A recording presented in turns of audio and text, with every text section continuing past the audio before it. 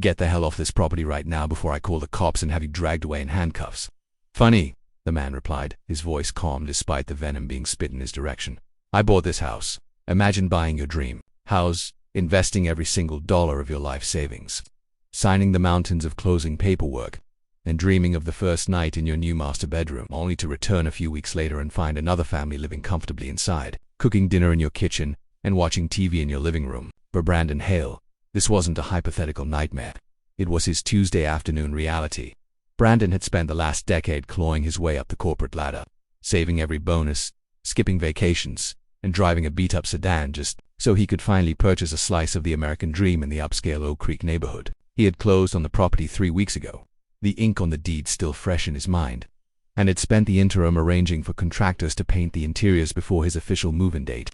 As he pulled into the driveway, expecting to meet his painter, his stomach dropped. There was a beige minivan parked in his spot. The front door, which he had locked tight, was wide open. Laughter drifted out from the entryway, the sound of a family making memories in a home that wasn't theirs. Brandon stepped out of his car, his heart hammering against his ribs. Clutching a folder containing his proof of ownership, he walked up the path, bewildered, just as a man wide middle-aged, wearing a casual polo shirt, stepped out onto the porch holding a coffee mug. "Can I help you?" the stranger asked, looking at Brandon with a mixture of confusion and defensiveness. "Yeah, you can explain why you're inside my house," Brandon said, trying to keep his voice steady. The man frowned. "Your house? Buddy, I just signed a lease-to-own agreement on this place 2 days ago. We moved in yesterday." The air between them grew heavy with tension. Brandon shook his head, holding up his folder. "That's impossible. I closed on this house on the 1st of the month. I have the deed right here." The man on the porch, who introduced himself as Mark, looked genuinely baffled. He called for his wife Sarah, who appeared looking terrified, clutching a toddler to her hip. "Honey, get the papers a lady gave us," Mark said. As Sarah scurried back inside to retrieve their documents, tires screeched behind Brandon. A pristine white Mercedes SUV mounted the curb, nearly clipping Brandon's legs. The driver's door flew open, and out stepped Linda. Linda was the HOA president, a woman who wore her authority like a weapon and viewed the neighborhood as her personal kingdom. She marched up the driveway, her face twisted in a scowl of pure disdain. "I saw you lurking on the security cameras," she barked, pointing a manicured finger at Brandon's chest. "I knew it was only a matter of time before someone like you tried to cause trouble here." Brandon stiffened. "Someone like me? You mean the homeowner?" Linda let out a sharp, mocking laugh that sounded like glass breaking. "Don't be ridiculous. This property belongs to the association now. It was seized due to unpaid liens by the previous owner. We are leasing it to this nice family until the foreclosure is finalized." She turned to Mark, her voice switching instantly from venomous to syrupy sweet. "Don't worry, Mark, I'll handle this trespasser. Go inside with your family." Mark looked between Brandon and Linda, hesitation written all over his face. "He says he has a deed." "Linda, forgeries," Linda screeched, snatching the air as if to grab Brandon's folder. "These people print fake documents all the time. It's a scam. I'm calling the police right now." She pulled out her phone, dialing 911 with dramatic flair. "Yes, I have an intruder. An aggressive male refusing to leave the property. I feel threatened. Please hurry." Brandon didn't move. He didn't run. He stood his ground, knowing that the truth and the lore is in that folder. But as he watched Linda spin her web of lies, a cold knot of anxiety formed in his gut. He knew how these situations could go. He knew the statistics. When the police arrived, who would they believe? The respectable HOA president or the black man claiming he owned a house in a neighborhood where he was the only minority? The sirens wailed in the distance, growing louder, signaling the approach of a confrontation that would change everything. Before we see who the police believe and witness Linda's empire of lies crumble, I have a question for you. What would you do if you found strangers living in your home and the authorities took their side? Let me know in the comments below, and tell me what city or country you are watching from. I try to read every single one.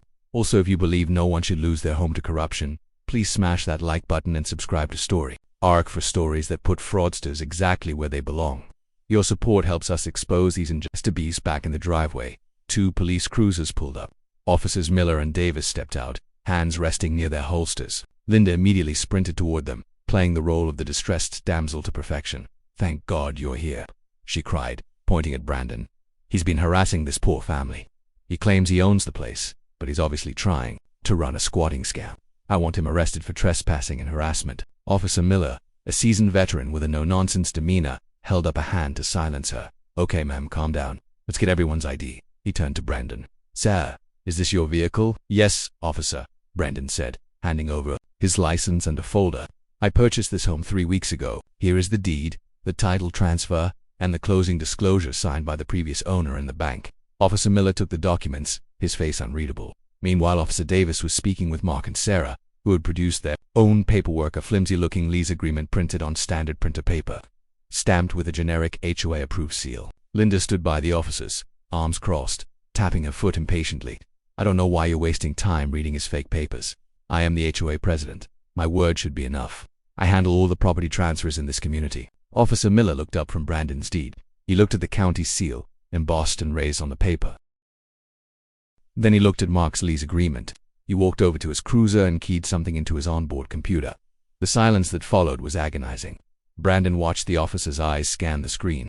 Linda smirked at Brandon, mouthing the words, "You're done." After 2 minutes that felt like 2 hours, Officer Miller stepped out of the cruiser. His hand moved, but not toward his handcuffs. He adjusted his radio and walked straight toward Linda. "Ma'am," Officer Miller said, his voice dropping an octave. "According to county records, this property was legally sold to Mr. Brandon Hale on the 4th of this month. The title is clear. There are no liens." Linda's face went pale, her smug expression curdling into panic. The system must be down. That's a mistake. Furthermore," the officer continued, holding up the lease agreement Mark had given him, "this document lists the lessor as Lyndon Stevenson, HOA president, acting as an agent for the property. But since the HOA doesn't own this property, you have no right to lease it. Accepting money for a property you don't own is a felony." The color drained from Linda's face completely. She took a step back. I was holding the money in escrow. It was a misunderstanding." "It's not a misunderstanding," Linda Mark interjected, stepping off the porch, his anger finally boiling over. "We gave you $5,000 in cash for the deposit because you said the bank machine was down. You stole our money." The realization hit everyone at once. This wasn't just a mix-up, it was a criminal enterprise. Linda had seen the house sitting empty after the closing, knew Brandon hadn't moved in yet, and decided to make a quick profit by leasing it to an unsuspecting family, hoping she could bully Brandon away or delay him long enough to keep the cash.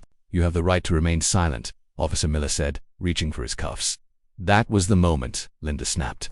The facade of the respectable community pillar shattered. She shrieked, a primal sound of desperation, and shoved Officer Davis. She spun around and sprinted toward her white Mercedes, keys in hand, desperate to flee the scene. "Get back here," Officer Davis yelled.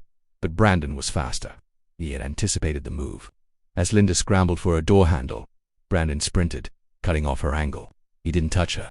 He simply intercepted her path, standing firmly between her and freedom. She slammed into him, bouncing off his frame like a rat. Before she could recover, Officer Davis was on her, twisting her arm behind her back and slamming her against the hood of her precious SUV. The click of the handcuffs was the sweetest sound Brandon had ever heard. "Get off me. Do you know who I am? I run this neighborhood," Linda screamed, thrashing against the metal. "Not anymore," Brandon said quietly, watching as they dragged her toward the squad car. Mark and Sarah stood on the porch, devastated but relieved the truth was out. They had been scammed, but at least they weren't being arrested. Officer Miller turned to Brandon. "I'm sorry you had to go through this, Mr. Hale. We'll need a statement from you, and then the house is yours." In the days that followed, the full extent of Linda's corruption came to light.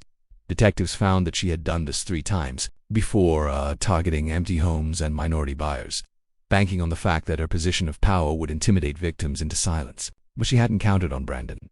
10 minutes after her arrest, as she sat in the back of the cruiser watching the neighbors gather and stare, she regretted everything, not because she was sorry, but because she had finally targeted the wrong man. The charges piled up: theft by deception, 3 counts of forgery, resisting arrest, and thanks to her racially charged comments recorded on the officers' body cams, hate crime enhancements were added by the district attorney. Brandon didn't just get his house back. He got vindication. The lease money Linda stole was recovered from her home safe and returned to Mark and Sarah, who were helped by the fraud unit to find legitimate housing. As for Brandon, he spent his first night in his new home a week later. He stood on his front porch, looking out over the quiet, Linda-free neighborhood. He took a sip of coffee, smiled, and finally exhaled. He had fought the system, fought the racism, and fought the corruption, and he had won. Justice is rare, but when it happens, it tastes sweeter than any victory. If you enjoyed watching this Karen get exactly what she deserved, make sure you subscribe to Story Arc. We bring you the most satisfying stories of justice served every single day. See you in the next one.